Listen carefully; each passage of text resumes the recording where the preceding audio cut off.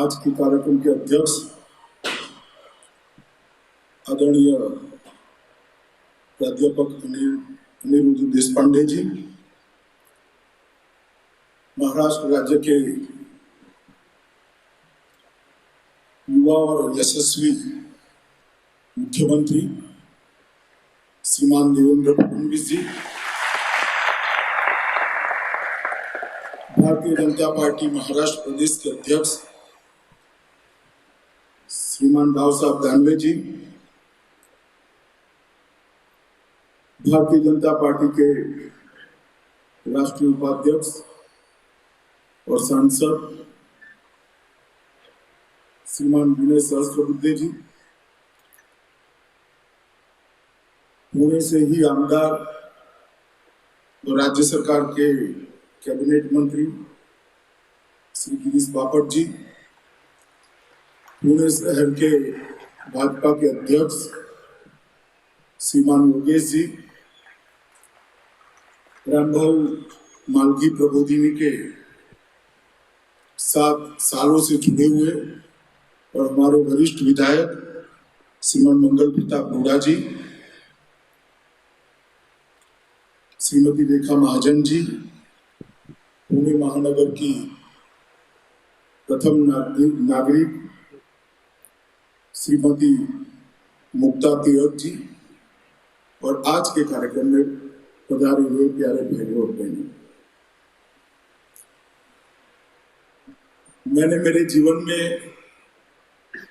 कई बार अनेक प्रकार के भाषण किए। राजनीतिक भाषण छोड़कर भी कई सारे विषयों पे, कई सारे व्यक्तित्वों के बारे में और कई सारी घटनाओं के बारे में भी मैंने अलग अलग प्रकार के बहुत भाषण किए। मगर बचपन से आज तक जब भी मैं आर्य चाणक्य पर बोलने जाता हूं, तब मैं वक्ता के नाते अपने आप को बहुत छोटा महसूस करता हूं, क्योंकि जिस व्यक्तित्व के बारे में बोलना है वो व्यक्तित्व इतना बड़ा है जिसको शब्दों में समाहित ही नहीं किया जा सकता, जिसको व्यक्तित्व वक्तव्य में समाहित ही नहीं किया जा सकता। आज रामभाऊ मालगी प्रबोधिनी ने जिस प्रकार से पुणे के अंदर ये कार्यक्रम का आयोजन किया है, शायद विनय जी या रवि साठे जी को मालूम नहीं है। आज 8 जुलाई का दिन है। 8 जुलाई 1910 के दिन ही SS मोरिया नाम के जहाज से वीर सावरकर ने एक ऐतिहासिक छलांग लगाकर कोई व्यक्ति भारत माता के लिए अपने प्राणों को किस तरह से दांव पर लगा सकती है, इसका एक विरल उदाहरण दुनिया के सामने रखा था। आज उसी दिन ये आर्य चाणक्य पर मैं आप लोगों के सामने बोलने के लिए उपस्थित हूं और छत्रपति शिवाजी महाराज और बाजीराव पेशवा की भूमि पर उपस्थित हूं। ये मेरे लिए सौभाग्य का विषय है। मैं रामभाऊ मालगी प्रबोधिनी के सारे संचालकों को हृदय से अभिनंदन देना चाहता हूं कि उन्होंने आज का विषय आर्य चाणक्य को समर्पित किया, क्योंकि मित्रों आर्य चाणक्य, दुर्भाग्य की बात है कि किंवदंतियों का विषय बने हुए। एक ऐसा व्यक्तित्व जिसने कभी सत्ता पर रहे बगैर इतने बड़े आकार के देश के जीवन पर सदियों तक असर डाला, वो व्यक्ति के बारे में ना हमारे समाज में सच्ची जानकारी है, ना उसने प्रतिपादित किए हुए सिद्धांतों को समाज में पढ़ाने की व्यवस्था है, ना उसके प्रतिपादित किए हुए सिद्धांतों की आज के समय में क्या मूल्य है, इसके बारे में कोई चर्चा है। सिर्फ एक छोटा सा किंवदंती के तक आर्य चाणक्य को सीमित कर हमारे समाज में रख दिया है। ऐसे समय में मैं हृदय से बधाई देना चाहता हूँ रामबाबू मालवीय प्रबोधिनी को कि उन्होंने आर्य चाणक्य के जीवन पर इतने बड़े सभागार में और विशेषकर विद्वानों की नगरी पुणे में ये वक्तव्य देने का मुझे मौका दिया। आर्य चाणक्य पर 45 मिनट में बोलना बड़ा कठिन है। पहले मैं उनके जीवन और उनके कालखंड के बारे में थोड़ा इसलिए बताना चाहता हूं कि किसी भी बड़े व्यक्ति का कंट्रीब्यूशन को उसके कालखंड की कठिनाइयों को समझे बगैर अगर हम इवेल्युएट करते हैं, इसका मूल्यांकन करते हैं, तो वो व्यक्तित्व के साथ अन्याय होगा। जब सरल समय होता है, जब अच्छा समय होता है, शांति काल होता है, उस वक्त किसी भी प्रकार के परिवर्तन करना, किसी भी प्रकार के ज्ञान का अर्जन करना, किसी भी प्रकार के ज्ञान को सिद्धांतों में डालना बड़ा सरल होता है। मगर राष्ट्र में जब उथल पुथल हो, राष्ट्र पर गहरे संकट के बादल छाए हुए हो, उस वक्त कोई व्यक्ति वो गहरे संकट के बादलों के सामने लड़ाई भी लड़े और इसके साथ नए सिद्धांतों को प्रतिपादित भी करे, ज्ञान को संग्रहित भी करे, ज्ञान की लेखनी भी करे और ढेर सारे शिक्षकों को ज्ञान को फैलाकर पूरे देश के अंदर उसको फैलाने का काम करे। ये समझने के लिए आर्य चाणक्य जब उनका कालखंड था तब देश की स्थिति थी क्या समझना बहुत जरूरी है। ईसा पूर्व 4वीं शताब्दी में लगभग 2300-2400 साल पहले आर्य चाणक्य का जीवन का कालखंड रहा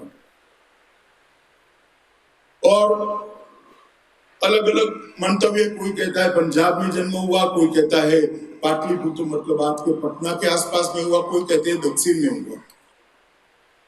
कोई निश्चित स्थान उनके जन्म का कोई कह नहीं सकता। आयु के बारे में भी 90 वर्ष से 120 वर्ष का कालखंड अलग अलग रेफरेंस के अंदर मिलता है। मगर जब उनका जन्म हुआ और जब उन्होंने अपने देह का त्याग किया, ये दोनों के बीच का कालखंड को समझना बहुत जरूरी है। वो एक कालखंड है जब देश बहुत छोटे छोटे राज्यों के अंदर बिखरा पड़ा। बुद्ध अपना जीवन समाप्त कर चुके थे, महावीर अपना जीवन समाप्त कर चुके थे और ईरान और यूनान के अंदर एक महासत्ताओं का जन्म लेना भी शुरू हुआ और उस वक्त सबकी नजर हिंदुस्तान पर थी क्योंकि भारत के अंदर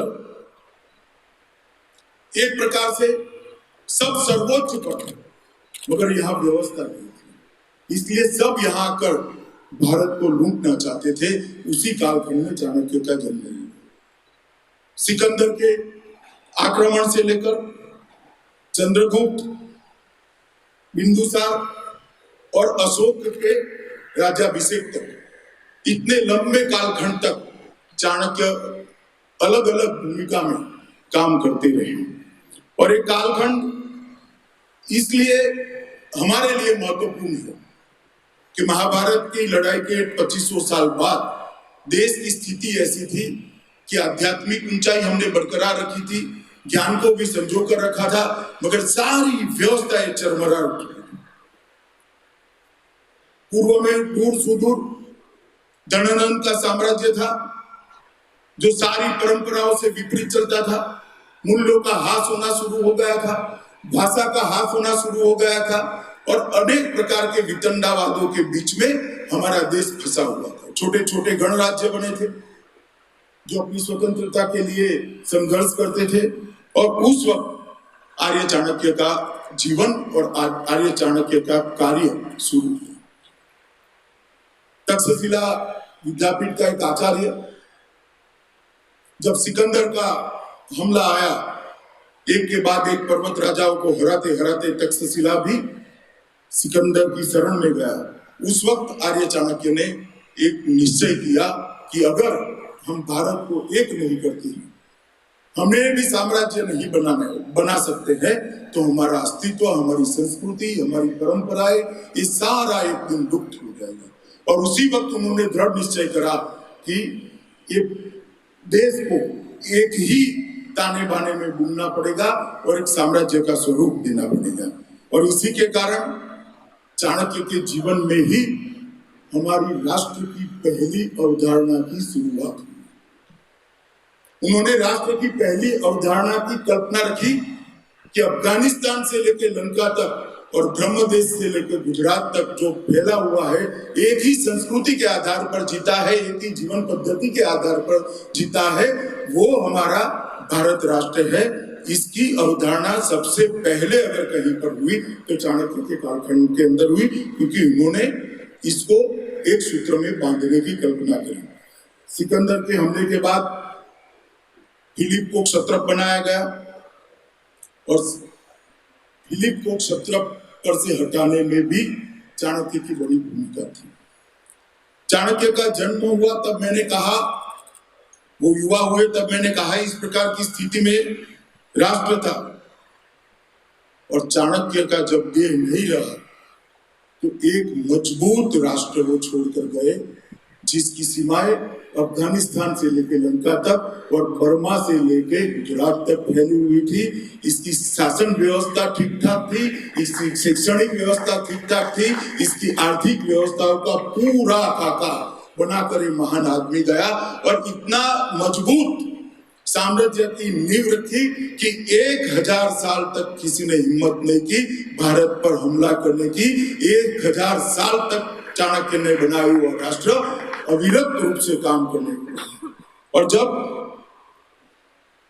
कालखंड में, उनके कालखंड के अंदर उन्होंने राजनीतिक रूप से, सांस्कृतिक रूप से, सामाजिक रूप से और आर्थिक रूप से एक मजबूत भारत का निर्माण किया, सुरक्षित भारत का निर्माण किया। और मैं ये कह सकता हूं कि जब वो गए तब भारत इतना सुरक्षित था कि भारत के सम्राट के पास विश्व की सबसे बड़ी सेना थी, 9000 हाथियों की सेना थी, और पाटलिपुत्र से लेकर तक्षशिला तक, मतलब अफगानिस्तान तक 20 हाथी चल सके ऐसा राजमार्ग बनाया हुआ था, और हर 8 किलोमीटर पर इसकी विधि का आराम करने की व्यवस्था बनाई हुई थी। उन्होंने तक्षशिला को एक छोटा सा परिवर्तन किया। तक्षशिला विद्यापीठ चाणक्य के जन्म के पहले की विद्यापीठ, परंतु जब चाणक्य वहां के आचार्य बने तब चंद्रगुप्त के साम्राज्य के बनने के बाद वो जब वहां पर गए तब उन्होंने एक नियम करा कि जो राज्य अपने राजकुमारों को, सेनापतियों के बेटे को, अपने बिशप मतलब अपने आयुर्वेद के निष्णातों को वहां पर पढ़ाई लिखाई करना चाहते हैं, उनको कोई फीस नहीं देनी है, उनको थोड़ी सेना वहां पर रखनी पड़ेगी। और एक ऐसी सेना का जमावड़ा तक्षशिला पर करा कि वहां पर 365 डेज 24 आवर 1 लाख सैनिक तक्षशिला के अंदर उपस्थित होते थे, क्योंकि भारत पर आक्रमण करने का एकमात्र रास्ता था खैबर घाट। उस वक्त ना समुद्री आक्रमण होते थे, ना हवाई आक्रमण होते थे, खैबर घाट से ही आक्रमण होते थे। तो विद्या के माध्यम से उन्होंने देश की सुरक्षा को सुनिश्चित करने का काम किया और लंबे समय तक देश की सुरक्षा सुनिश्चित हुई। उनके समय के अंदर जो उन्होंने शासन व्यवस्था को सुदृढ़ किया, उसका परिणाम क्या था? मौर्य और गुप्त कालखंड के अंदर भारत की जीडीपी का कंट्रीब्यूशन दुनिया की जीडीपी में 35%। आप कल्पना कर सकते हो, आज दुनिया की जीडीपी में 35% कंट्रीब्यूशन भारत की जीडीपी तक का था। एक यूरोपियन विद्वान है एंगस मेडिसन, उन्होंने वर्ल्ड इकोनॉमी हिस्ट्री नाम की एक पुस्तक लिखी है। उन्होंने ये ढूंढ निकाला है कि लगभग चाणक्य के कालखंड में दुनिया की जीडीपी के अंदर भारत का कंट्रीब्यूशन 35% था। आप कल्पना कर सकते हो अर्थतंत्र को कितनी मजबूत शक्ल देने का काम आर्य चाणक्य ने अपने जीवन के अंदर किया था। और ये कोई 1-2 साल के लिए नहीं रहा। ईस्वीसन पूर्व 4वीं शताब्दी से लेकर 1500 तक भारत का कंट्रीब्यूशन 20% से कम नहीं हुआ। सिर्फ हमारे नजदीक कोई देश आ गया तो चीन आ गया 1600-1700 में।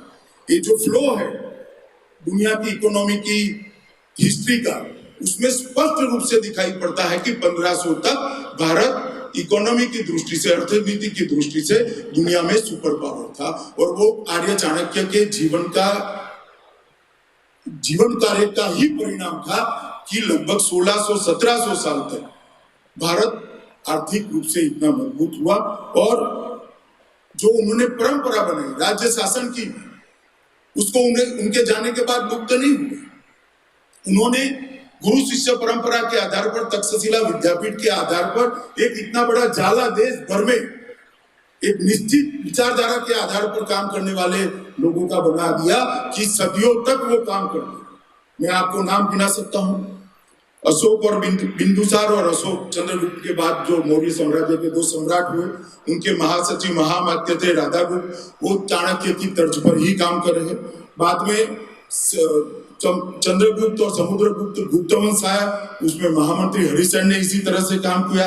स्कंदगुप्त का समय आया, इसमें कामन दत्त ने इस तरह से काम किया। हर्षवर्धन का समय आया, बाण भट्ट ने इसी तरह प्रकार से काम किया।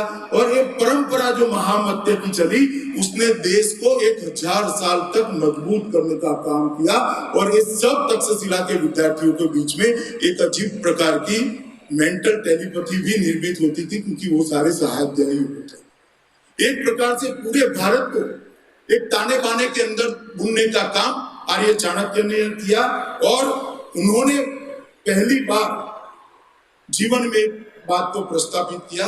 मैं बाकी सब चीजों को बाद में आता हूं, मगर उन्होंने पहली बार प्रस्तावित किया कि राष्ट्र महान है, राजा महान नहीं है। इस सिद्धांत का प्रतिपादन आर्य चाणक्य ने अपने जीवन किया। अगर राष्ट्र मजबूत है तो राजा सुरक्षित है। राष्ट्र को मजबूत करना, राष्ट्र के अंदर अपनी परंपराओं को उसका संरक्षण और संवर्धन करना, राष्ट्र को आर्थिक रूप से मजबूत करना, सुरक्षित करना, यही प्राथमिकता होनी चाहिए महामात्य की। वो विषय को उन्होंने बहुत अच्छे तरीके से प्रस्तावित किया। मित्रों, आर्य चाणक्य के व्यक्तित्व को समझने के लिए मैं थोड़े उनके गुण के बारे में कुछ घटनाएं वो बताना चाहता हूं। आर्य चाणक्य बहुत छोटे थे। उनके घर पर मगध के महामात्य सटकार आए हुए थे। सटकार के साथ एक ज्योतिषी आया था। आर्य चाणक्य की कुंडली देखकर ज्योतिषी ने कहा कि उनकी माता जी को कि तेरा बेटा सम्राटों का सम्राट बनेगा। उनकी माता जी रोने लगी। आर्य चाणक्य बाहर खेलते थे, वापिस आए, घर में आए तो देखा माँ रो रही है। उन्होंने पूछा, एक मातृभक्त बालक की जिज्ञासा से पूछा कि माँ क्यों रो रही है? तो उन्होंने कहा, हम तो बेटा ब्राह्मण है, हमारा काम पढ़ना और पढ़ाना है। और एक ज्योतिषी कहकर गए हैं कि तू सम्राटों का सम्राट बनेगा, तू ब्राह्मण धर्म का लोप करेगा। तो घर के अंदर चटनी पीसने का एक पत्थर पड़ा था। आर्य चाणक्य ने पत्थर उठाया, अपने दांत पर दे मारा, दांत गिरा दिया और कहा, माँ अंग भंग हो गया है, अंग भंग हो गया, वो सम्राट नहीं बन सकता, राजा नहीं बन सकता। तुम चिंता न करो, जीवन भर में पढ़ूंगा और पढ़ाऊंगा, तुझे रोने की जरूरत है। एक बच्चा 8 साल का, जिसका भविष्य कहा जाता है कि वो देश का सम्राट बनेगा, वो कहता है मुझे सम्राट नहीं बनना है। अगर मेरी माँ को दुख होता है, मेरा काम पढ़ना और पढ़ाना है, मैं जीवन भर ये काम करूंगा। सम्राट बनकर जो काम होता है वो मैं शिक्षक बनकर करूंगा। और वो इन्होंने करा भी, शिक्षक बनकर सम्राटों को बनाने का काम आर्य चाणक्य ने किया, खुद सम्राट कभी नहीं बना। उनके जीवन का एक दूसरा प्रसंग है, वो बहुत उनकी आयु के बहुत आगे के समय का है। वो मगध के महामात्य बन चुके थे।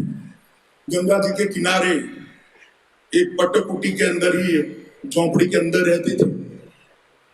और एक विदेश से किसी राजा का राजदूत उनको मिलने के लिए उनके घर पर आया। तो एक बूढ़ा सा कदरूप आदमी अपने कंधे पर अपने पीने के पानी का घड़ा गंगा जी में से लेकर जाता था। उसको वो राजदूत ने पूछा कि भाई महामात्य चाणक्य कहाँ रहते हैं, आप बता सकते हो? तो बूढ़े आदमी ने कहा, चलिए मेरे साथ, मैं ले ही जाता हूँ, बताना क्या है। तो लेकर उसकी झोपड़ी में आए, अंदर गए, अपनी मटकी अपनी स्थान पर रखी, हाथ पहुंचकर कहा, बताओ भाई क्या काम है। तो उसने कहा मुझे आर्य चाणक्य से मिलना है, इनके सेवक से नहीं मिलना है। उन्होंने कहा मैं ही आर्य चाणक्य हूं, आप बताइए क्या काम। जिसके चरणों में पूरे राष्ट्र की सत्ता थी, ऐसा व्यक्ति इतनी सादगी के साथ जी सकता है, इतनी जमीन पर जी सकता है, उसका उदाहरण आर्य चाणक्य ने अपने जीवन पर करा था। घर में एक झोपड़ी थी, कोई सेवक नहीं था, स्वयं पापी थे, खुद का पानी भी गंगा जी में से खुद भरकर लाते हैं। मैं मानता हूं कि आज के हम सब राजनीति में काम करने वाले लोगों के लिए प्रेरणा उठाने का अगर उनके जीवन में से कोई अनेक प्रसंग है, उसमें से एक महत्वपूर्ण प्रसंग है तो ये है कि राजनीतिज्ञों ने किस प्रकार से जीना चाहिए, समग्र जीवन अपना सादगी से किस तरह से बिताना चाहिए। तीसरा प्रसंग है, यहाँ पर सिकंदर का हमला हो गया। चंद्रगुप्त उस वक्त भी आर्य चाणक्य के साथ उसी जगह पे थे और सेल्यूकस की बेटी सिकंदर के प्रथम हमले में इनके साथ आई थी हेलन, और थोड़ा चंद्रगुप्त को उनसे मोह हो गया। उन्होंने आर्य चाणक्य को कहा कि मैं शादी करना चाहता हूं। उन्होंने कहा आप विदेशी महिला से शादी नहीं कर सकते। उस वक्त कंजर्वेटिव सोसाइटी होती थी, कोई आपको राजा है ना कि स्वीकार नहीं करेगा। बात वहां पर गई, चंद्रगुप्त सम्राट बने। हेलन के पिता सेक्युलस देश पर हमला लेकर आए। चंद्रगुप्त ने ग्रीकों के हमले को हराया, विजेता हुए। जब संधि होने लगी तब आर्य चाणक्य ने कहा कि हमारी संधि हमेशा बरकरार रहे, इसलिए आपकी बेटी का विवाह हमारे सम्राट से करें। तो चंद्रगुप्त ने तुरंत पूछा कि उस वक्त तो आप ना बोलते थे, अब क्या हो गया कि उस वक्त आप मोह में शादी कर रहे थे, आज आप विजेता के रूप में हेलन को स्वीकार कर रहे हो, इससे राष्ट्र का गौरव बढ़ता है। दोनों चीजें अलग है, इसलिए आज मैं आपको सहमति देता हूं। राजा की इच्छा की जगह राष्ट्र के सम्मान को महत्व देने की शुरुआत पहली बार अगर बहुत लंबे कालखंड के बाद हुई तो चाणक्य के कालखंड के हुई। उन्होंने अपने सुदीर्घ जीवन में अनेक प्रकार के ग्रंथों की रचना की, और ये सारे ग्रंथ कोई चाणक्य के लिखे हुए नहीं है। आप चाणक्य को जब भी पढ़ोगे तो उनके अंदर अनेक प्रकार के विद्वानों के मत एक समस्या के लिए आएंगे, बाद में वो अंत में अपना मत रखेंगे। तो एक प्रकार से भारत में हजारों साल से जो ज्ञान संकलित हुआ था, उसका एक अच्छा संकलन करने का काम आर्य चाणक्य ने किया। बहुत सारे ग्रंथ लिखे। अभी जो ग्रंथ पुस्तक के रूप में प्रकाशित हुए, सरलता से उपलब्ध है, इसका नाम मैं इसलिए 2 मिनट जाएगी पर बोलता हूं।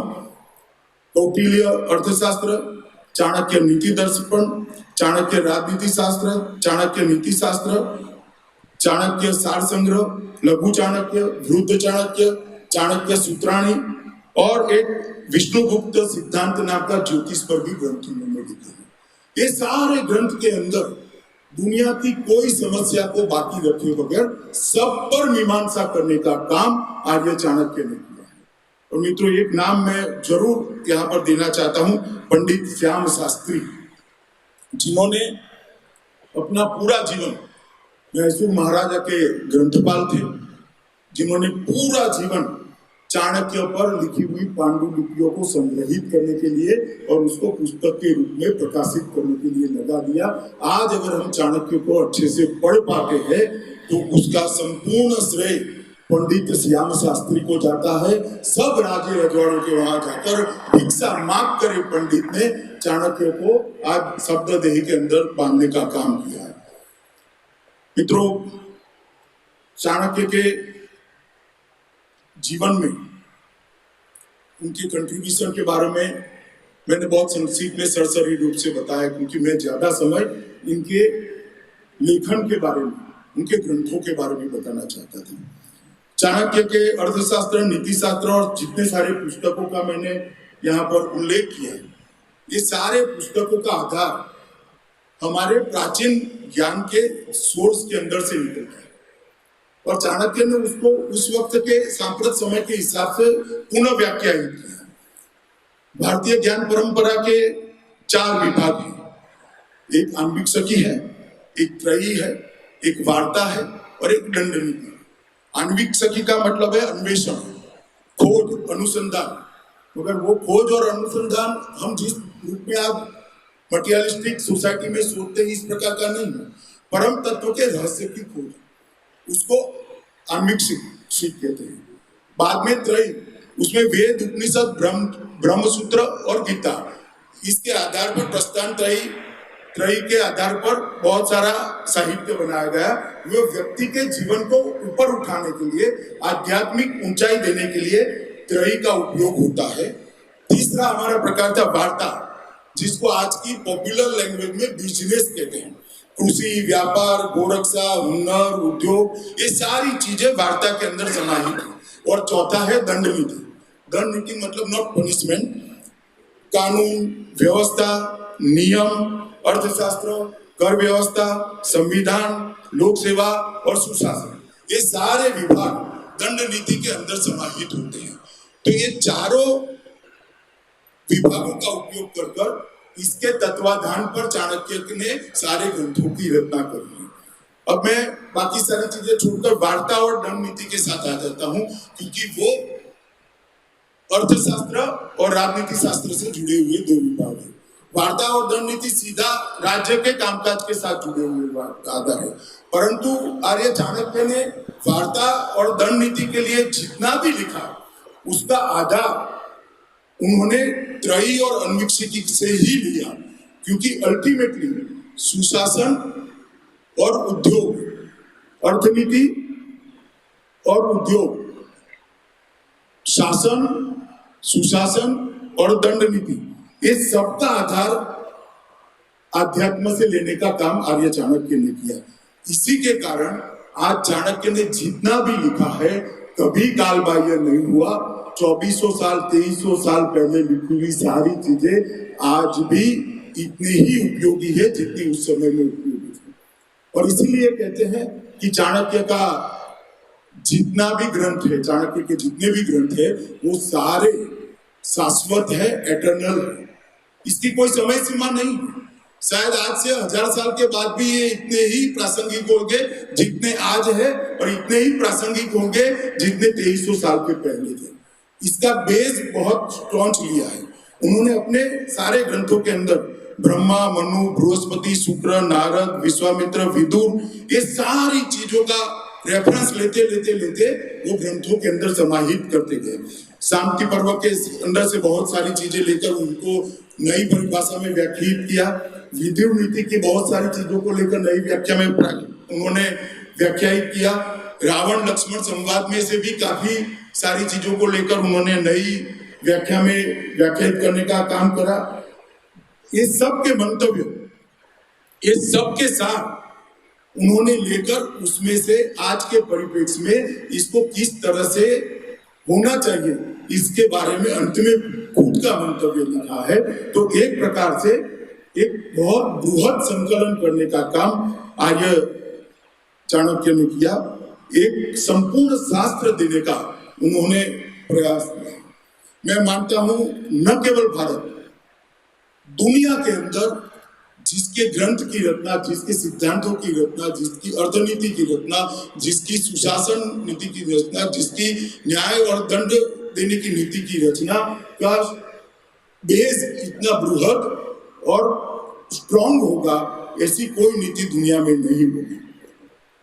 चाणक्य का अर्थशास्त्र 6000 श्लोक, 15 अधिकरण, 180 प्रकरण और 150 अध्यायों में बिखरा हुआ है। मैं सारी चीजें कहना नहीं चाहता, मगर आज इन्होंने कहा है कि भाई चाणक्य आज के रेफरेंस में, इसलिए मैं अब मूल विषय पर आता हूँ। चाणक्य के अर्थशास्त्र में से और नीति शास्त्र में से राजा, राज्य, अर्थशास्त्र, विदेश नीति, कूटनीति और रक्षा नीति, इतनी चीजों के बारे में मैं आज के रेफरेंस में आपको थोड़ा बताना चाहूँ।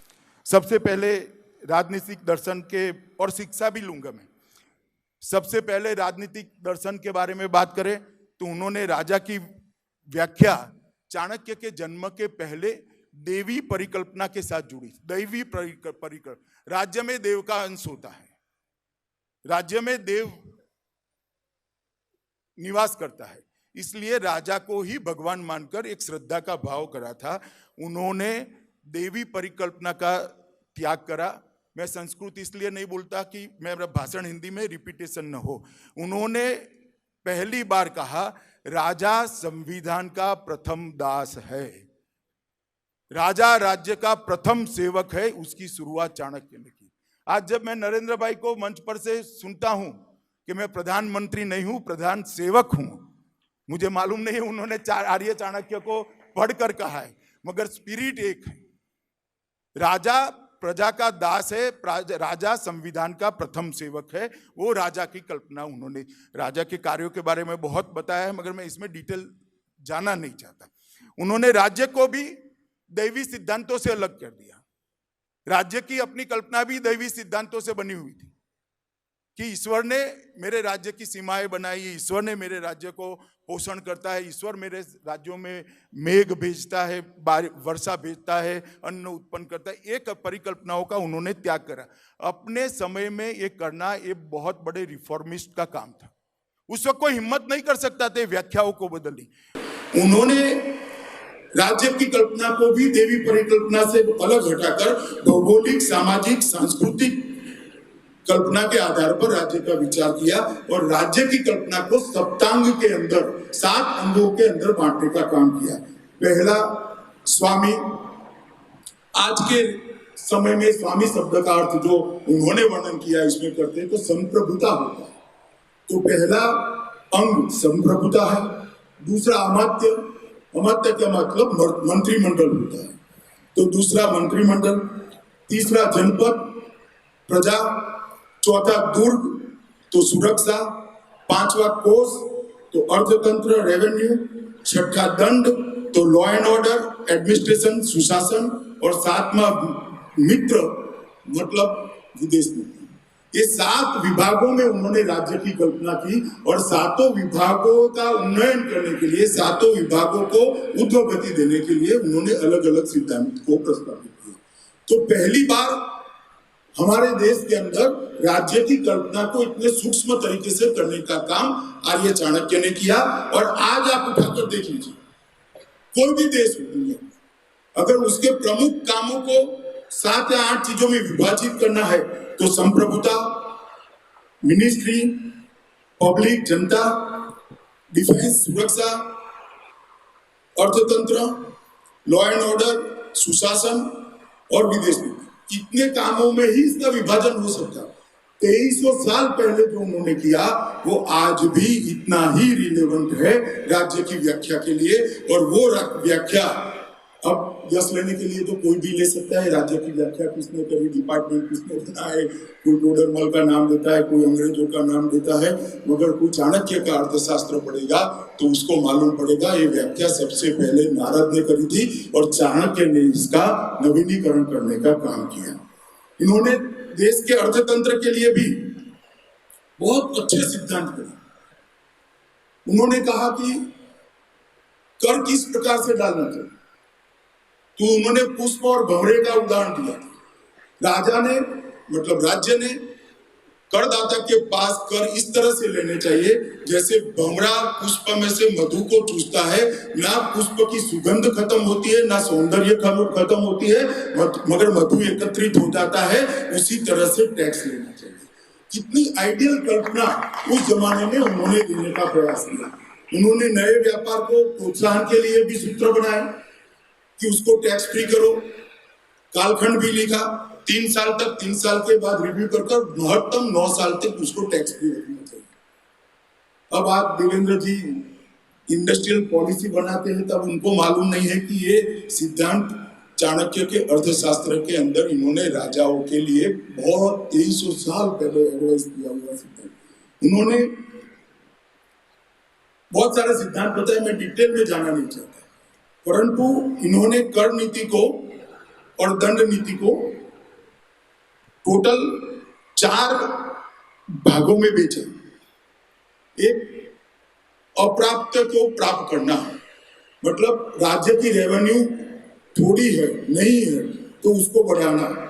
प्राप्त को रक्षित करना, मतलब स्थायित्व देना। जो रेवेन्यू प्राप्त हुई है उसको मिनिमम एक बेस बनाकर उसको आगे बढ़ाते जाना, मतलब रक्षित करना, रक्षित की वृद्धि करना, जो लेवल आ गए उसको बढ़ाना, और कोर्स मतलब अंत में इसको जनता में समान रूप से फायदा पहुंचे इस प्रकार से इसका डिस्ट्रीब्यूशन करना।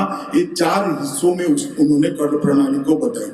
जन कल्याण और जन सुरक्षा डिस्ट्रीब्यूशन के 2 लिंब बनाए, एक जन कल्याण के लिए, व्यक्ति के भले के लिए, और सुरक्षा के लिए मतलब देश की सुरक्षा के लिए। ये 2 लिंब में उन्होंने काम को डाइवर्ट करने का काम किया, और उन्होंने कहा समस्त प्रजा का कल्याण हो इस प्रकार की नीति होनी चाहिए, और जो कल्याण करने की प्रक्रिया है इसमें सबका इन्वॉल्वमेंट होना चाहिए, सबकी सहभागिता होनी चाहिए। फिर से एक बार मैं रिपीट करता हूं, समस्त प्रजा का कल्याण हो इस प्रकार की नीति होनी चाहिए, अंतिम व्यक्ति का विकास होना चाहिए, सबका विकास होना चाहिए, और विकास की प्रक्रिया में सबकी हिस्सेदारी होनी चाहिए। जब नरेंद्र भाई आज कहते हैं सबका साथ सबका विकास, मुझे मालूम नहीं उन्होंने चाणक्य को पढ़कर सूत्र दिया है नहीं दिया है, मगर वो आर्य चाणक्य की अर्थनीति को पढ़ते हैं तो तुरंत ही मालूम पड़ते हैं। आज उस जमाने में राजा का पुत्र ही राजा होता था। चाणक्य ने कठोरता के साथ ये व्यवस्था पर आघात किया। बड़ा पुत्र राजा होता था, उसके लिए उन्होंने कहा ज्येष्ठ ते श्रेष्ठ नहीं, जो ज्येष्ठ है वो श्रेष्ठ नहीं है, जो श्रेष्ठ है वो ज्येष्ठ है। मतलब राजा के सारे राजकुमारों में जो सबसे योग्य है वो ही राजा बन सकता है। जो बड़ा है वो राजा बनेगा, वो नहीं होगा। वरना अशोक सम्राट न बनते, अभय कुमार सम्राट बन जाते। अशोक अभय कुमार से बहुत छोटे थे, परंतु उनको सम्राट इसलिए बनाया कि अशोक में योग्यता थी। उसके बाद में उन्होंने एक श्लोक लिखा है जिसका हिंदी अनुवाद मैं पढ़ता हूँ। राजा को एक पुत्र हो, मानो राजा को एक ही बेटा है मगर विनीत नहीं है, मतलब सूझबूझ वाला नहीं, तो उसको राजा नहीं बनाना चाहिए। राज पुरोहित ने राजा का चयन करना चाहिए। परिवारवाद का भी वहां संपूर्ण विच्छेदन करने का काम उन्होंने किया। जब भारतीय जनता पार्टी कहती है कि परिवारवादी पॉलिटिकल पार्टियां देश का भला नहीं कर सकती, क्षमता के आधार पर जो नेतृत्व आता है वही देश का भला कर सकता है। चाणक्य ने 2300 साल पहले ये बात परिवारवाद को पूरी तरह से समाप्त कर दिया कि राजा का एक ही बेटा है मगर वो विनीत नहीं है, मतलब सूझबूझ वाला नहीं है, कि उसको कदापि शासन पे बिठाना नहीं चाहिए। राजपुरोहित और अमात्य ने साथ में बैठकर, मैं किसी के रेफरेंस में नहीं कहता हूं। दूसरा, बहुत सारे अर्थशास्त्र के विद्वानों को मैं सुनता हूं। मैं कोई अर्थशास्त्र का विद्यार्थी नहीं, मेरा फॉर्मल एजुकेशन विज्ञान के विषय का विद्यार्थी हूँ, विज्ञान का विद्यार्थी हूँ, अर्थशास्त्र का विद्यार्थी नहीं। रेगुलेटर शब्द को इतना बड़ा कर वो बताते हैं, और रेगुलेटर जैसे पश्चिम की गिफ्ट है ऐसे बताते हैं। हमारे यहाँ चाणक्य ने 2300 साल पहले रेगुलेटर की कल्पना सन्निधाता कर करती थी। एक पद का नाम रखा था जो कोषागार का निर्देशक होता था, जो राजा से स्वतंत्र होता था, राजा से बंधा हुआ नहीं होता था, राजा के आदेश को अनादर करने पर उसको फांसी की सजा नहीं होती थी, उसको उसमें से मुक्त कर दिया। तो रेगुलेटर की आज RBI governor is regulator, SEBI director is regulator. Regulator की कल्पना आर्य चाणक्य ने वो जमाने में कर दी थी और उसको राजाज्ञा से ऊपर उठा लिया था कि तुम्हें वही करना है जो देश के अंदर राज्य के कोष को नजर में रखते हुए जो देश के लिए उचित है, राज्य के लिए उचित है, राष्ट्र के लिए उचित है, वो ही करो। तो रेगुलेटर की कल्पना कहीं पश्चिम से नहीं आई है, हमारे यहाँ से आई है, और इसको बृहस्पति के श्लोकों से आर्य चाणक्य ने संपादित कर आगे बढ़ाया है। इन्होंने समाहर्ता की भी कल्पना की। समाहर्ता का मतलब होता है प्रधान कार्याध्यक्ष, रेवेन्यू सेक्रेटरी की जो कल्पना करते हैं। तो उन्होंने स्पष्ट किया है कि कर की अवधारणा करते वक्त व्यय और आय दोनों के आधार पर कितना कर बढ़ेगा वो समाहर्ता अमात्य मंडल के पास ले जाएगा, महामात्य इस पर निर्णय करेंगे, राजा इसमें दखल नहीं कर सकते। तो कर की अवधारणा जो करी है उसको भी उन्होंने स्वतंत्र कर दिया है राज्य से, राजा के अधिकार की बात नहीं थी। मैं नहीं मानता कि ये बात विश्व के किसी भी पश्चिम के विद्वान ने इतनी अच्छी, अभी जो हमारी अंग्रेज देकर गए व्यवस्था से बहुत अच्छी व्यवस्था है, परंतु इसको आज के किसी भी अर्थशास्त्र के कोर्स के अंदर पढ़ाया नहीं जाता है। ये तो भ्रष्टाचार के लिए भी उन्होंने दो प्रकार की बातें करी। भ्रष्टाचार के लिए, कठोरता के लिए तो बहुत कठोर चीजें कही, मैं इसमें जाना नहीं चाहता क्योंकि इसको एक अलग रेफरेंस में लिया जाएगा। मगर भ्रष्टाचार कितना खतरनाक है इसके लिए उन्होंने ऐसा कहा था कि कोई भी राजा ऐसा कहता है कि मेरे राज्य में भ्रष्टाचार नहीं है तो वो जीवा पर, मतलब अपने टंग पर मधु रखकर, हनी रखकर कहना कि मुझे ये स्वीट टेस्ट नहीं आता है इसके जैसा, ये असंभव है। तो राज्य के अंदर भ्रष्टाचार शाश्वत है, वो रहेगा ही, ऐसा कर उन्होंने शुरुआत करी है। बाद में उसको पकड़ना कितना कठिन है। तो जल के अंदर मछली तरती है तो वो पानी पी रही है नहीं पी रही है वो कोई भी दिखे तो मालूम नहीं पड़ेगा। इस तरह से कर्मचारी रात के कोष से पैसा खा रहा है नहीं कर रहा, ये बहुत कठिन है पकड़ना। और उसके बाद में उसको पकड़ने की दिशा में गए हैं, इसमें मुझे नहीं जाना है, इसके बहुत गलत तरह से निकलेंगे। परंतु मेरा कहने का मतलब भ्रष्टाचार को भी उस वक्त उन्होंने एड्रेस किया। बाद में रेवेन्यू के सोर्स, आज भी ऐसा माना जाता है कि रेवेन्यू के सोर्स के बारे में पश्चिम की कल्पना को भारत ने अडॉप्ट किया, मगर उन्होंने रेवेन्यू सोर्स अर्थ के लाने की जगह के लिए उस समय की भाषा में लिखा है। मैं आज इसका अर्थ कर दिखाता हूं। पहला सोर्स बताया है दूर, दूर का मतलब द्रव्य है, द्रव्य के कर और विक्रय से जो टैक्स आएगा वो होगा। दूसरा राष्ट्र, मतलब आपकी आय पर जो कर डाला जाता है उससे आएगा। तीसरा खनि, इसका मतलब खनिज से है, जो खदाने हैं उससे जो आएगा उससे राज्य को संपत्ति मिलेगी। चौथा सोर्स है सेतु, तो वो कृषि को कहते हैं। पांचवा है व्रज, वो पशुपालन के लिए शब्द प्रयोग करा है। और छठा शब्द है वाणिज्य, मतलब व्यापार। व्यापार के अंदर से उस वक्त उन्होंने जो व्यापार करने के बाद टैक्स भरने के बाद बढ़ता है उस पर भी संपत्ति का कर लेना, वेल्थ टैक्स की कल्पना भी उस वक्त आर्य चाणक्य ने कर दी। और उन्होंने राष्ट्र को हर चीज में सर्वोपरि माना। उन्होंने विदेश व्यापार की परमिशन देनी चाहिए, विदेश व्यापार के नियम बनाने चाहिए, हर राजा ने विदेश व्यापार को उत्तेजन देना।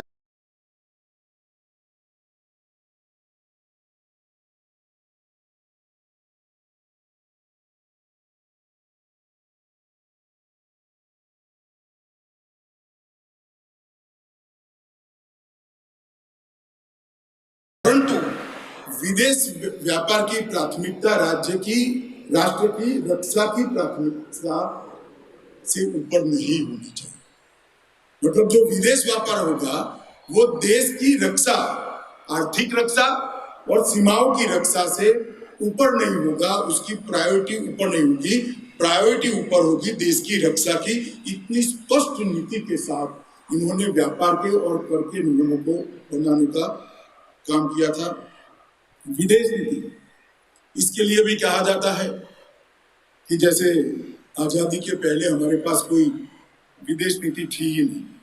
आर्य चाणक्य ने विदेश नीति पर बहुत कुछ लिखा है और इतनी महीन और माइन्यूट डिटेलिंग किया है कि जब पढ़ते हैं तब लगता है कि आज के जो विदेश नीति के पंडित हैं वो शायद प्रियम्बल ही पढ़ पाएंगे, इतना डिटेलिंग उन्होंने लिखा है। उन्होंने विदेश नीति के उद्देश्य, मैं सिर्फ उद्देश्य में ही जाता हूँ, किस प्रकार से बनानी चाहिए इसमें नहीं जाता हूँ। उन्होंने 6 उद्देश्य करे। एक संधि, जो शांति काल के लिए होती, पड़ोसी के लिए होती। दूसरा विग्रह, जो युद्ध करते हैं, इसके पर्पस भी बताए, क्यों संधि करनी चाहिए, क्यों युद्ध करना है। याना मतलब शांति काल के अंदर युद्ध की तैयारी करना गुप्त तरीके से। आसन न्यूट्रल भाव रखना, ना संधि भी है ना विग्रह, विजिलेंट रहो। संश्रय मतलब अपने से ताकतवर दुश्मन है तो जब तक आप ताकतवर नहीं बनते हो उसकी शरण ले लो, संश्रय। और वेदी भाव, एक के साथ संधि कर दूसरे निर्भर दुश्मन को खत्म करो। ये 6 लिंब के ऊपर उन्होंने पूरी विदेश नीति का खाका उस जमाने में बनाया था और हर चैप्टर का इतना डिटेलिंग किया है कि आप मान नहीं सकते कि 2300 साल पहले कोई व्यक्ति जो सोचता था, कोई व्यक्ति जो लिखता था, ये इतना भी रिलेवेंट हो सकता है क्या? हम कल्पना ही नहीं कर सकते। और उन्होंने पहली बार हमारी जो वसुधैव कुटुंबकम की भावना थी, ऐसे वसुधैव कुटुंबकम की भावना विश्व कल्याण की कामना के लिए, परंतु इनसे विपरीत एक विदेश नीति में सूत्र लिखा है जो संकुचित राष्ट्रवाद की दिशा में इंगित करना है। शायद आज भी उसकी जरूरत होगी। मैं यहाँ कोई राजनीतिक बात करने नहीं आया इसलिए कहता नहीं हूँ, परंतु इन्होंने लिखा है कि विदेश नीति का आधार अपने राष्ट्र के उत्कर्ष और दूसरे राष्ट्रों के क्षय, मतलब उसके विनिपात, दूसरे राष्ट्रों के क्षय की दिशा में विदेश नीति का आधार होना चाहिए। और ये आधार पर ये 6 बिंदुओं पर विदेश नीति की रचना राजा ने करनी चाहिए।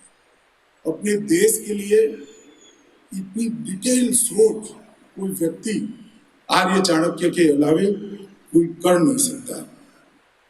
कूटनीति के बारे में उनका सब सूत्र बहुत प्रसिद्ध है, सबको मालूम नहीं होगा कि चाणक्य के सूत्र है।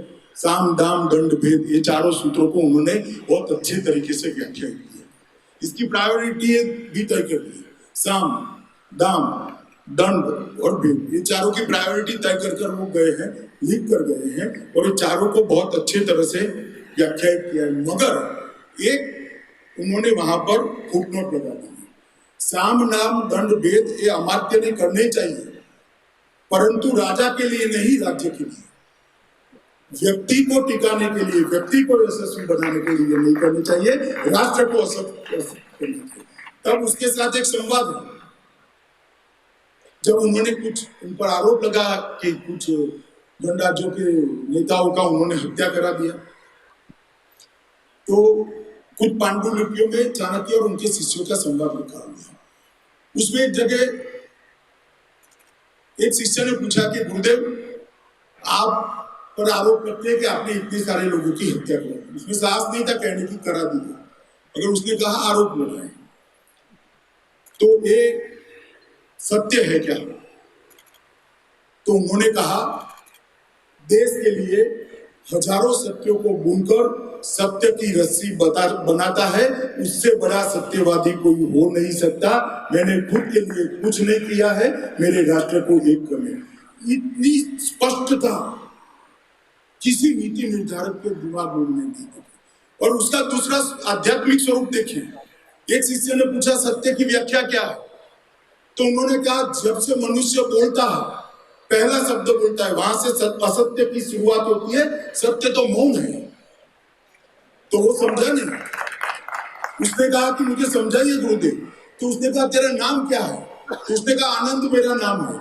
तो क्या आनंद कैसे मालूम पड़ा? तेरे कपाल पर लिखा हुआ है जन्म के समय के तू आनंद हो कि ना? मेरे माता पिता ने आनंद कहा और सब लोग आनंद कहते हैं, इसलिए मैं आनंद हूं। तो उसने कहा जो असत्य को सब लोग स्वीकार कर ले वो सत्य होता है, जिस असत्य को सब लोग स्वीकार कर ले वो असत्य, असत्य को स्वीकार कर ले वो सत्य। तो उसने कहा गुरुदेव ये तो ठीक है, मगर मूल सत्य क्या, धर्म क्या? तो उन्होंने कहा कि कोई कानून कोई मतलब नहीं है, जो काम करते वक्त आपकी अंतरात्मा आपको झिझक जाए, रोक ले, वो असत्य है। और जो काम करते वक्त आपकी अंतरात्मा कहे करने जैसा काम है वो सत्य है।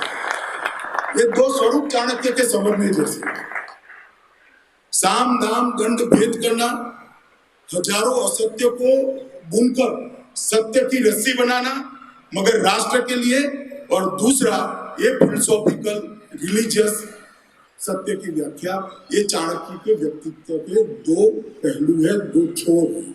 इसके बीच में चाणक्य का पूरा जीवन समाहित हुआ। रक्षा के लिए भी उन्होंने बहुत सारे गुप्तचर व्यवस्था का डिटेल किया है, गुप्तचर के प्रकार, गाने वाले गुप्तचर, नाटक करने वाले गुप्तचर, विष कन्याओं के रूप में गुप्तचर, कंटक के रूप में गुप्तचर जो हत्या करते थे, इस प्रकार के। सैन्य के अंदर चतुरंगिणी सेना का एक कंसेप्ट बहुत ब्रॉड करके रखा और सेना में भी 4 हिस्से बनाए। राजा के वफादार है ऐसे, वीर रस वाले जो शौक के खातिर लड़ते हैं ऐसे, जो तनख्वाह लेकर लड़ते हैं ऐसे, और दूसरा अपने अधीन सामंतों के सैन्य। और युद्ध में ये लोगों को कहाँ कहाँ खड़ा करना चाहिए, इसका भी डिटेलिंग करा है। इतनी बहुत रक्षा की बारे में हाथी है। इस कालखंड में आज हाथी की बात करना कोई रिलेवेंसी नहीं है, परंतु उस जमाने में रक्षा पर इतना सारा चिंतन किसी ने नहीं किया था। और शिक्षा के बारे में बहुत सारा लिखा है। मैं 2 ही वाक्य बोलने जाता हूँ क्योंकि मुझे दिया हुआ समय समाप्त होने को आया है। शिक्षा के बारे में मैं 2 ही बात कहता हूँ। उन्होंने कहा था शिक्षा का उद्देश्य क्या होना चाहिए, तो राज्य के हर नागरिक को सर्वज्ञ बनाने का उद्देश्य होना चाहिए। उन्होंने अभ्यासक्रम पर नहीं गए, इसको बीए बनाओ, बीकॉम बनाओ, सीए बनाओ, डॉक्टर बनाओ, ऐसे नहीं गए। सर्वज्ञ बनाने की उद्देश्य से शिक्षा होनी चाहिए। व्यक्ति के अंदर जितने भी गुण पड़े हैं वो सबको प्लेटफॉर्म देना, उसको बाहर लाने की व्यवस्था करना, वो शिक्षा का अभ्यासक्रम का काम है। और शिक्षा कैसे चलानी चाहिए उसके लिए एक वाक्य, ये राज्याश्रित शिक्षा नहीं होनी चाहिए, लोगों के द्वारा शिक्षा का पूरा तंत्र चलना चाहिए, राज्य के आश्रय से शिक्षा नहीं चलनी चाहिए। ये 2 मूल बिंदुओं के, शिक्षा का उद्देश्य और शिक्षा कैसे चलनी चाहिए, इसके बीच में 27 सूत्रों में उन्होंने शिक्षा पर बहुत सारा चाणक्य ने लिखा है। अभी समय नहीं है। एक और बात मैं बताना चाहता हूँ मित्रों, जब सेल्यूकस को चंद्रगुप्त ने हरा दिया, उस वक्त धनानंद के जो महामात्य थे पंडित कात्यायन, जिसको पॉपुलर भाषा में सब राक्षस कहते हैं, राक्षस चंद्रगुप्त के महामात्य बन चुके थे। आर्य चाणक्य महामात्य नहीं थे, मगर अभी मगध छोड़ा नहीं था। तो पंडित कात्यायन ने तक्षशिला में आचार्य चाणक्य को कहा कि देव, अब हम यहाँ तक जीत गए, सेल्यूकस परास्त हो गया, यहाँ से ग्रीक तक का रास्ता सम्राट सिकंदर के लिए खुला पड़ा है, हमने आगे आगे जाना चाहिए। उन्होंने एक बहुत महत्वपूर्ण बात अमात्य राक्षस को कही कि जिस भूभाग की जनता हमारे संस्कार से नहीं जीती, जिस भूभाग की जनता हमारे धर्म से नहीं जीती, जिस भूभाग की जनता हमारी परंपराओं से नहीं जीती है, वो भूभाग जीतकर हम वो जनता के ऊपर आक्रांता का रूप में जाएंगे, अन्याय करेंगे। हमारा काम विस्तार करना नहीं है, हमारा काम हमारे राज्य की संस्कृति, हमारे राज्य की भाषा, हमारे राज्य की परंपराओं की रक्षा करना है। और पहली बार उन्होंने सांस्कृतिक जियो कल्चर मतलब भू सांस्कृतिक राष्ट्र की कल्पना की। दुनिया भर में जितने देश हैं वो सारे जियो पॉलिटिकल देश, या तो युद्ध से बन गए, या तो क्रांति से बन गए, या तो कोई संधि से बन गए, या कटते कटाते बनते बिगड़ते रहे, सारे जियो पॉलिटिकल देश हैं। एकमात्र भारत अपना हिंदुस्तान दुनिया में जियो कल्चर देश है, जिसकी बाउंड्री संस्कृति के आधार पर। उत्तर प्रदेश में श्री कृष्ण का जन्म होता है, गुजरात के गरबे में भी श्री कृष्ण मिलेगा, मणिपुर के नृत्य में भी मिलेगा, दक्षिण के नृत्य में भी मिलेगा, और वृंदावन के रास में भी श्री कृष्ण मिलेगा। गंगा के लिए कन्याकुमारी में जाओ तो भी गंगा से अभिषेक होना है, गंगा सागर जाओ तो भी गंगा मिलेगी, केदार जाओ तो भी गंगा से अभिषेक करना है, दूर सुदूर मेरे प्रदेश में भगवान सोमनाथ का अभिषेक करना है तो भी गंगा से होगा। हम संस्कृति से बंधे हुए हैं, हम संस्कृति से जुड़े हुए हैं, हमारी देश की सीमाओं को संस्कृति से बनाया गया। इसकी सर्वप्रथम व्याख्या आर्य चाणक्य ने तक्षशिला में जब महात्मा के राक्षस को कहा कि जो भूभाग मेरी संस्कृति के आधार पर नहीं जीता है, जो भूभाग मेरे धर्म के आधार पर नहीं जीता है, जो भूभाग की भाषा मेरी भाषा नहीं है, वहां हम जाएंगे तो आक्रांता के रूप में जाएंगे। हमारे राज्य का संरक्षण करने का, संस्कृति का संरक्षण करने का, धर्म और परंपराओं का संरक्षण करने का हमारा अधिकार है। किसी की मान्यताओं को तोड़ने के लिए आक्रांता के रूप में नहीं जाना चाहिए। मित्रों, हमें जो फिलसफी सिखाते हैं, इसको अगर आर्य चाणक्य का एक वाक्य बता दे तो मैं आपको कह सकता हूं कि महाभारत काल से लेकर आज तक भारत का कोई सम्राट भारत के बाहर सेना लेकर नहीं गया। बाहर के बहुत सारे सम्राट यहाँ लूट मचाने आए, जिनका सामना भी किया, हराया भी, निकाला भी, परंतु कभी भी हमने और किसी की संस्कृति को तोड़ने का काम नहीं किया, क्योंकि हम भू सांस्कृतिक राष्ट्र। मैं मानता हूं ये दर्शन लोगों तक पहुंचा ही नहीं। आर्य चाणक्य किंवदंती के रूप में पहुंचे और किंवदंती के रूप में ही प्रचलित रहे। बहुत बड़े व्यक्ति थे, बहुत विद्वान व्यक्ति थे, आचार्य थे, शिक्षक होकर धनानंद को साम्राज्य दिला दिया, सेल्यूकस को रोक दिया, ये सारी चीजें। मगर उनका जो कंट्रीब्यूशन है, अनेक प्रकार के ग्रंथों की रचना करना, अनेक प्रकार की विधाओं में निपुणता कैसे आए, इस प्रकार से करना, हर जीवन के हर पहलू पर आर्य चाणक्य ने लिखा है। ये तो दुर्भाग्य की बात है कि आर्य चाणक्य का कोई पुस्तक अपनी भाषा में पढ़ना हो तो भी बहुत कठिन मिलते नहीं है। मैं आज विनय जी को एक काम सौंप कर देने जाना है। पंडित श्याम शास्त्री एक अधूरा काम छोड़कर गए। बहुत सारी चीजों का उन्होंने संकलन करा है, मगर देश की 8 से 10 लाइब्रेरियों के अंदर एक लाइब्रेरी उसमें से गुजरात की भी है। आर्य चाणक्य के उनके शिष्यों के साथ संवाद की पांडुलिपियां बनी। इसके अंदर ज्ञान का खजाना है। रामभाऊ मालवीय प्रबोधिनी ने एक प्रोजेक्ट में लेकर वो पांडुलिपियों का अनुवाद कर उसको पुस्तक के रूप में प्रकाशित करना चाहिए।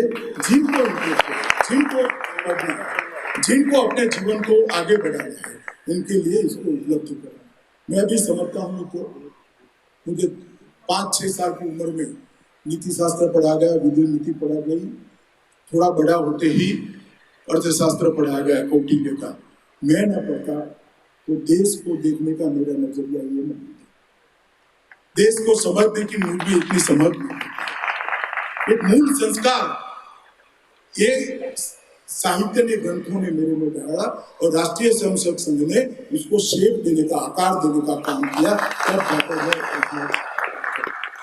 और ऐसे हजारों बच्चे होंगे जिनके अंदर पोटेंशियल पड़ा है, मगर हमने ज्ञान को निश्चित कोर्स के अंदर बांध कर रख दिया। 3 घंटे के अंदर याद शक्ति के आधार पर रटा लिखकर इसकी IQ को हम मार्क देते हैं। तो विद्यार्थी के साथ भी अन्याय है और देश के साथ भी अन्याय है, क्योंकि देश के अंदर जो प्रतिभाएं पड़ी हैं उसको हम रोक रहे हैं। खैर, मैं भी शासन व्यवस्था में बैठा हूँ, मगर आज आर्य चाणक्य पर बोल रहा था तो बोले बगैर नहीं रहा गया। आर्य चाणक्य के जीवन पर मेरा आप सभी को आग्रह है, आप इसके प्रचार के लिए, इसके प्रसार के लिए, इसके विस्तार के लिए जीवन में जितना कंट्रीब्यूट कर सकते हैं इतना करना चाहिए। मैं मानता हूँ आज से उनके जीवन को 2400 साल हो गए, आज तक वो शाश्वत है और शायद 5000 साल के बाद भी दुनिया के लिए शाश्वत होगा, एटर्नल होगा। ये कभी काल में बाहर नहीं होगा। मैं आज फिर से एक बार रामभाऊ मालवीय प्रबोधिनी का, आर्य चाणक्य के जीवन पर मुझे बोलने का मौका देने के लिए हृदय से धन्यवाद करता मेरी वाणी को विराम देता हूँ। இங்க நின்னு என்ன யோசிக்கிற? எப்படி எடுக்கிறதுன்னு யோசிக்கிறேன். இப்படி எடுத்தா போச்சு.